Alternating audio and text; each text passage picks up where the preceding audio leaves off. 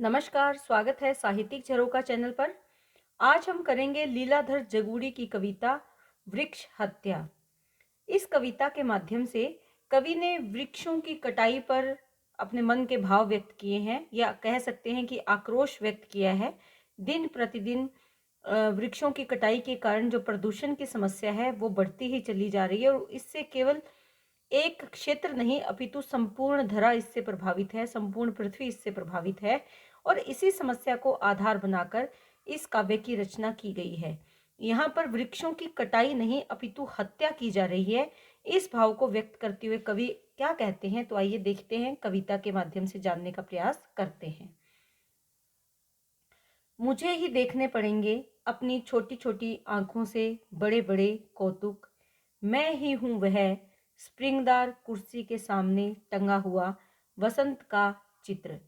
तो यहाँ पर जो बात या भाव व्यक्त कर रहे हैं वो कौन है? वसंत का चित्र है। कहाँ है? जो स्प्रिंगदार कुर्सी के सामने दीवार पर टंगा हुआ। और वो क्या भाव अभिव्यक्त करता है वो चित्र? कि मुझे ही देखने पड़ेंगे अपनी छोटी छोटी आंखों से बड़े बड़े कौतुक। कौतुक यानी तमाशा। जो तमाशे किए जा रहे हैं इस संसार में, इस समाज में, तो जो तमाशे हो रहे हैं वो किसे देखने होंगे? इस कैलेंडर को ही, इस चित्र को ही देखने होंगे। मैं ही हूं वह, मैं ही हूं जो ये सब देख रहा हूं, एक स्प्रिंगदार कुर्सी के सामने टंगा हुआ। मुझे ही झाड़ने पड़ेंगे सब पत्ते, मुझे ही उघाड़नी पड़ेगी एक एक ठूंठ की गई गुजरी आंखें। कि मुझे ही झाड़ने पड़ेंगे। यहाँ पर जो कैलेंडर है या जो चित्र है वो क्या कहना चाहता है? कि मुझे ही बताना पड़ेगा, सब झाड़ने पड़ेंगे सब पत्ते, अर्थात परिस्थितियों के कारण जो पत्ते सूख गए हैं उनको झाड़ना पड़ेगा। अर्थात जो जीवन पर धूल जम गई है उसे उतारना होगा। और मुझे ही उघाड़ने का मतलब खोलनी होगी एक एक ठूंठ की। जो पेड़ अब ठूंठ बन चुके हैं, किसके कारण? विपरीत परिस्थितियों के कारण अब ठूंठ बन चुके हैं, उनकी बंद हुई आंखें मुझे ही खोलनी होगी। अर्थात उसमें जो जीवन बसता है उस जीवन को मुझे ही बाहर निकालना होगा, मुझे ही उसके बारे में बताना होगा। यहाँ पर जो ठूंठ है वो एक निर्जीव पेड़ नहीं है, अपितु उसमें भी जीवन है। लेकिन उसको ठूंठ कहकर, सूखा हुआ पेड़ कहकर, सूखी हुई डाल कहकर उसे काट दिया जाता है। तो इस अन्याय के विरुद्ध मुझे ही आवाज उठानी होगी, मुझे ही अपने भाव व्यक्त करने होंगे, और इन जो ये परिस्थितियां हैं इनको बदलना होगा। तो यहाँ पर कवि ने क्या बताने का प्रयास किया है? कि लोग जो एक वृक्ष को ठूंठ मानते हैं उनके प्रति जो मन में आक्रोश के भाव हैं वो व्यक्त किए हैं। कि वो पेड़ केवल ठूंठ नहीं है। सभ्यता फैलाने वाले एक आदमी से मिलकर ऐसा सोचते हुए मैं जब लौट रहा था, 15 तारीख वाले दुर्भाग्य की बगल में देखा कि एक पेड़ अपने युद्ध में हरा हो रहा है। सभ्यता का ढोंग करने वाले, सभ्यता फैलाने वाले यानी सभ्यता का प्रचार प्रसार करके जो ढोंग करने वाले हैं, एक आदमी से मिलकर जब ऐसा सोचते हुए जब मैं लौट रहा था, अर्थात सभ्यता के बारे में जो ढोंग फैलाते हैं, जो अपने आप को सभ्य दिखाते हैं, उनसे मिलकर जब मैं लौट रहा था। और 15 तारीख को जो दुर्भाग्यपूर्ण घटना घटी थी वो क्या थी? उस दुर्भाग्य की बगल में, बिल्कुल उसके पास ही 15 तारीख को एक पेड़ काट दिया गया था ठूंठ समझकर। लेकिन आज उसी की बगल में, वो कब देखा? जब मैं लौट रहा था। तो उसी के बगल में, उसी के पास एक पेड़ अपने युद्ध में वो संघर्ष कर रहा था परिस्थितियों में, और हरा हो रहा है। अर्थात उसमें भी जीवन था, जिसे ठूठ समझकर काट दिया गया, उसमें भी जीवन था। और वो जीवन उसे कब दिखाई दिया? जब वो वापस लौट रहा था। यानी 15 तारीख को जिस पेड़ को ठूंठ बनाकर काट दिया गया था, आज उसी पेड़ की बगल में, उसी पेड़ के पास उसे नए पत्ते हरे होते हुए दिखाई दे रहे हैं। जिससे ये पता चलता है कि वो ठूंठ ना होकर उसमें भी प्राण थे, उसमें भी जीवन था, और वो आज परिस्थितियों के विपरीत होते हुए भी फिर से संघर्ष कर रहा है, फिर से बढ़ने का प्रयत्न कर रहा है। मेरे सामने मक्कारी में बदल गई सभ्यता फैलाने वाले चेहरे की तपस्या। कि जिस व्यक्ति को मैंने सभ्यता फैलाने वाला व्यक्ति समझा था, वो जो कार्य कर रहा था उसे सभ्यता फैलाने के लिए तपस्या समझा था, उस कार्य को संघर्ष समझा था, लेकिन आज वही व्यक्ति मुझे मक्कार प्रतीत होता है, धूर्त प्रतीत होता है, धोखेबाज प्रतीत हो रहा है। उसने उस वृक्ष को गांजा और कहा, गांजा अर्थात काटा, उस वृक्ष को काटा और क्या कहा कि यह एक तोरण, एक मंच और एक सिंहासन के लिए काफी है। तोरण यानी वंदनवार, जो दरवाजे के आगे लगाया जाता है, कि इस कटे हुए पेड़ से एक तोरण बन जाएगा, एक मंच बन जाएगा और एक सिंहासन भी बन जाएगा और इस कार्य के लिए ये काफी है। कुल्हाड़ियों के जुलूस से पहले जब वह उसे आंज रहा था, आंचने का तात्पर्य यहाँ पर क्या है, चमकाना, कि कुल्हाड़ियों का जुलूस निकालने से पहले अर्थात पेड़ों को काटने से पहले वो क्या कर रहा था, अपनी कुल्हाड़ियां चमका रहा था, उसे पैना कर रहा था, तीखा कर रहा था। तब क्या हुआ, पक्षी आए और बुरी तरह चिंचियाने लगे। पक्षी आए और चींची कर कर खूब जोर से बोलने लगे या चिंचियाने लगे।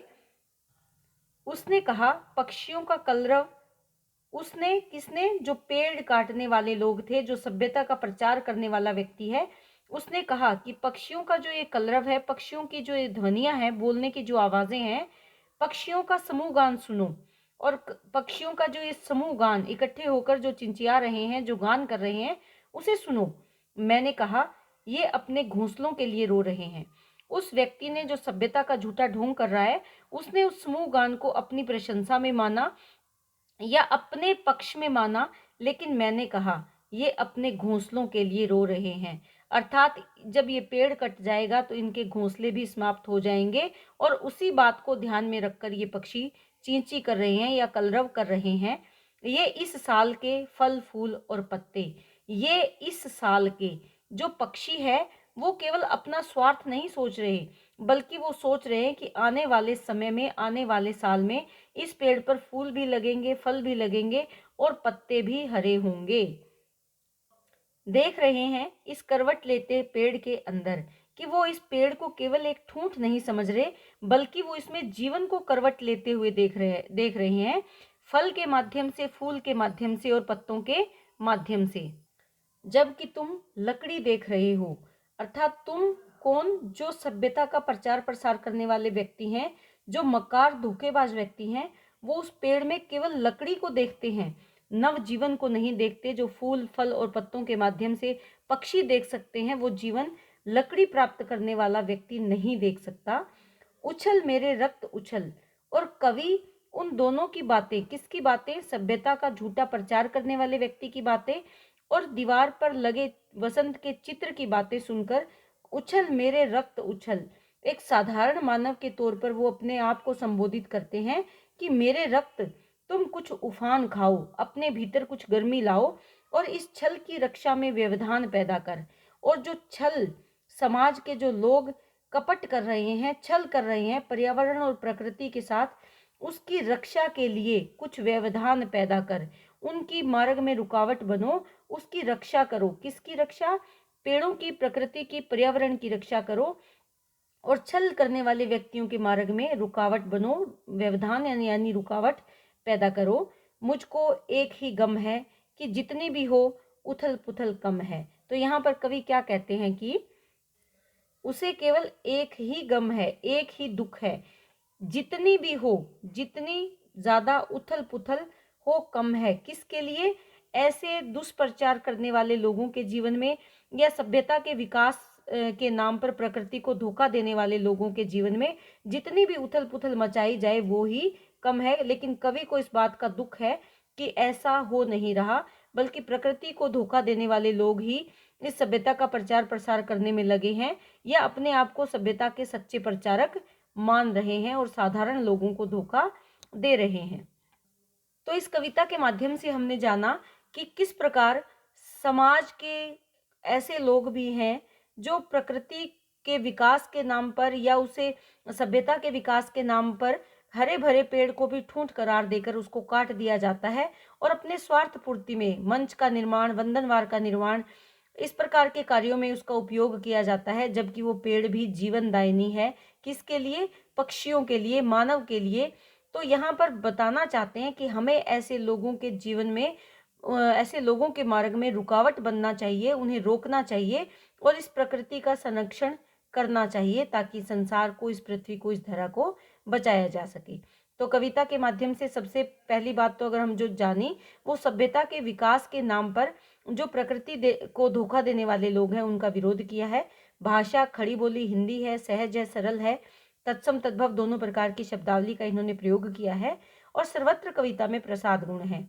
अलंकारों का सुंदर प्रयोग है, अनुप्रास अलंकार का बार बार प्रयोग हुआ है और इसके साथ साथ आत्मकथात्मक शैली का प्रयोग इस काव्य में किया गया है। तो उम्मीद करती हूँ ये कविता आपको बहुत अच्छे से समझ में आई है। तो इसको चैनल को, इस कविता को लाइक करें, शेयर करें और कमेंट भी ज़रूर करें। बहुत बहुत धन्यवाद।